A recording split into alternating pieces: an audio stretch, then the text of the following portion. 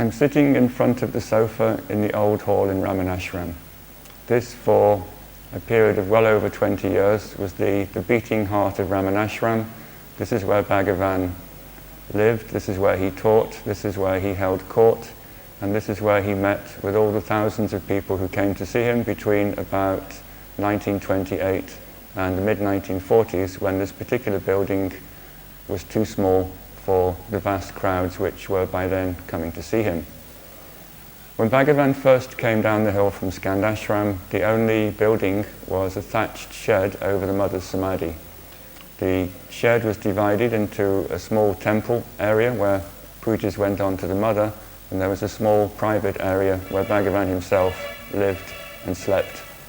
Devotees who came to Ramana Ashram at that time, such as Maragana Krishnamurti Iyer, report having to go into this very small, tiny, poky little coconut leaf hut and to meet and interact with Bhagavan in a very small space in what was little more than a temporary shed. As the ashram started to develop in the 1920s and more people began to come, it was realized that a bigger space was needed for Bhagavan to live in and receive the increasing number of visitors who were starting to come. Now, Chinnaswami, Bhagavan's brother, was very much attached to the building over the mother's samadhi, and he wasn't comfortable with the idea of a second building in the ashram where Bhagavan would teach. He wanted the ashram always to be centered around the mother's samadhi. So the other devotees played a little trick on him. They said they were going to build a new kitchen and dining room, and Chinnaswami said, great, we need a new kitchen and dining room. So this particular building we're in now was constructed, and for the entire duration of the construction, Chinnaswami was under the mistaken idea that this was going to be the new dining room. They even managed to put in a fireplace and have a chimney on the roof just to make it look more realistic. And then on the day it was finally completed, I think Chinnaswami was the only one who wasn't aware of this.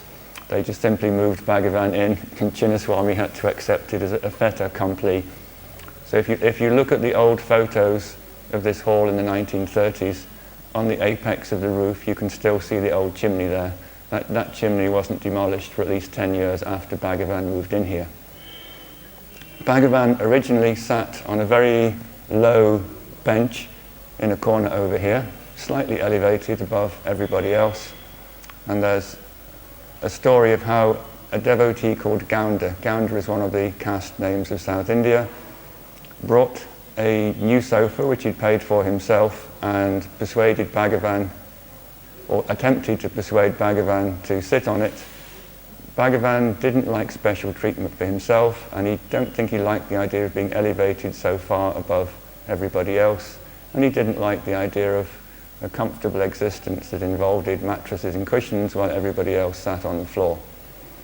After lots of toing and froing, when Bhagavan at one point was so against being above everybody else that he got off his little bench and sat down on the floor again, level with everybody else, Mr. Gaunda started crying and wailing and successfully managed to create such a disturbance in front of Bhagavan for 3 days that finally Bhagavan gave up.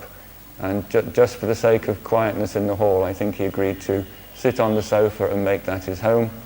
So this was considered a great feat by Mr. Gaunda. So all the devotees forever after nicknamed him Sofa Gaunda for his feat of persuading Bhagavan to get off the floor and live and sleep on this particular bed. This is the original sofa, which Sofa Gaunda donated.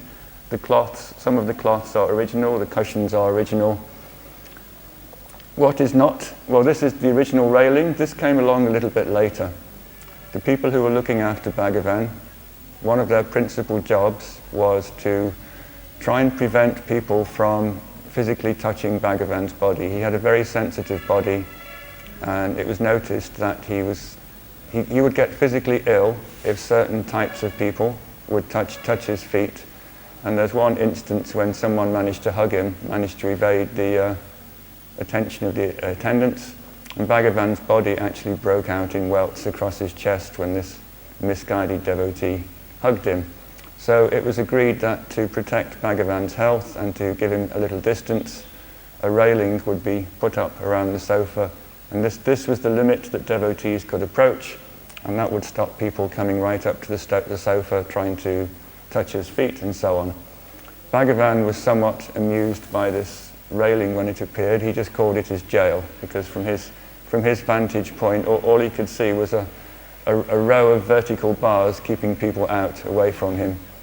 And when he wasn't here, which he wasn't in the early days for much of the day, and somebody would come to the ashram to meet him, somebody would be dispatched from the hall to find him. He might be in the cowshed, he might be in the kitchen.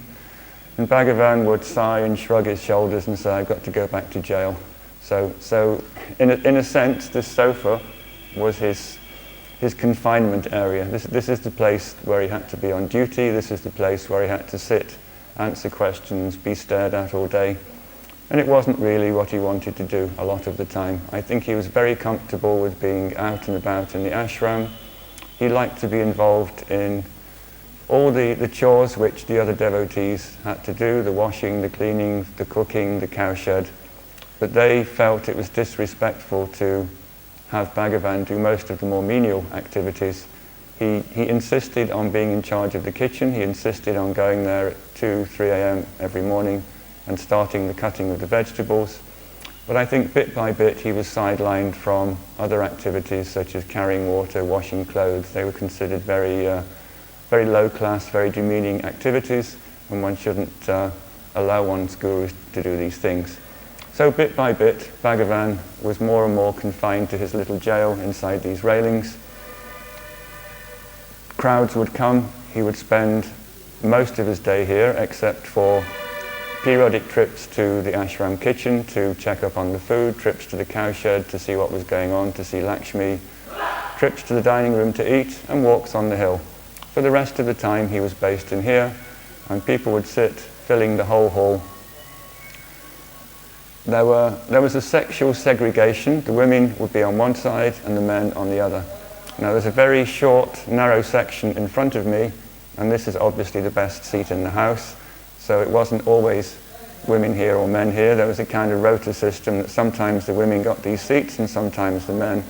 And once in a while, as the earth changes its polarity and everything moves backwards and forwards, the male-female portions of the hall would also move, and the men would get front row seats for a while and the women would get front row seats. What's also interesting is that originally the main door for this new hall was over there. Over there is where Bhagavan's Samadhi Hall is currently located. There was a door in the center of that wall and 2 or 3 steps down into an open courtyard. That's the access through which most of the people who came to Bhagavan in the 30s used. As Bhagavan became feeble later in life, it was noticed that he was struggling to climb the stairs to come in. One interesting thing about Bhagavan is that irrespective of how weak and incapacitated he was, he never let anyone help him to climb stairs or negotiate obstacles. He had to be able to do it himself, or he couldn't do it at all.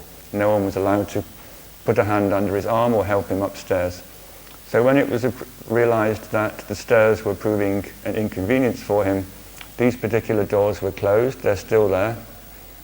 And another doorway was opened on the side facing Arunachala. That meant that Bhagavan could walk in at ground level and have easy access to come in and go out to the dining room. Now originally, in Bhagavan's day, the ashram was a lot more compact than it is now. So as he would get up off his sofa and walk to the old doorway, he would enter an alleyway, a passageway which is covered to protect him when it rained, and that was the old dining room. So the place where Bhagavan's Samadhi is currently located was, until the late 1930s, the main ashram kitchen and dining area. So he would go in there, cut vegetables, eat his food, and then through the ashram dining room a little bit further, where the Mother's Temple is now, is the original, or one of the original structures over the Mother's Temple. So the old ashram was very much a compact single building. There was the old hall situated here.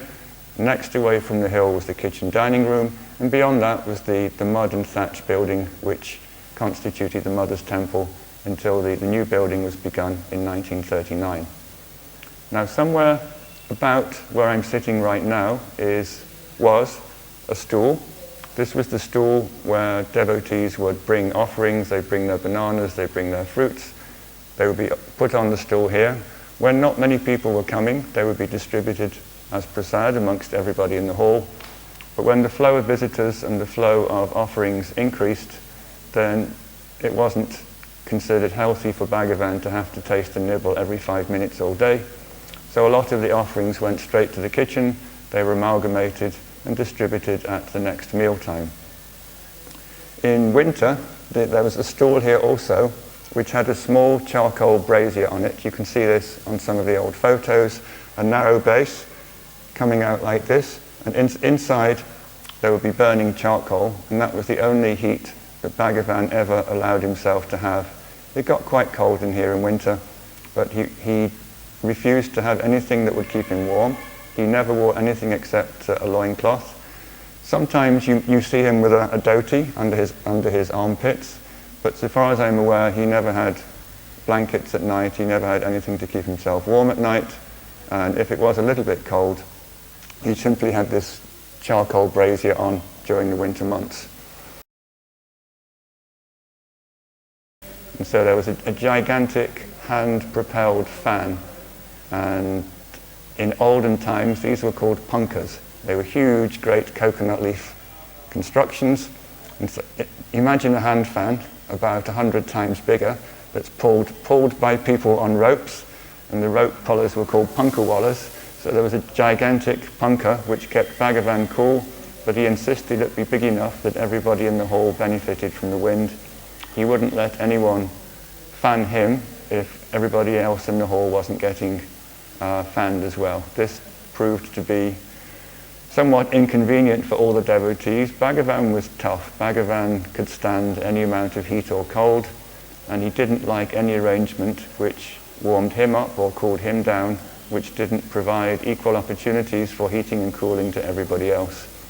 So there are reports of everybody in the hall sweating madly in summer, and Bhagavan not permitting the ashram fan to be put on, saying, sweating is healthy, we should all sweat, it's good for the body.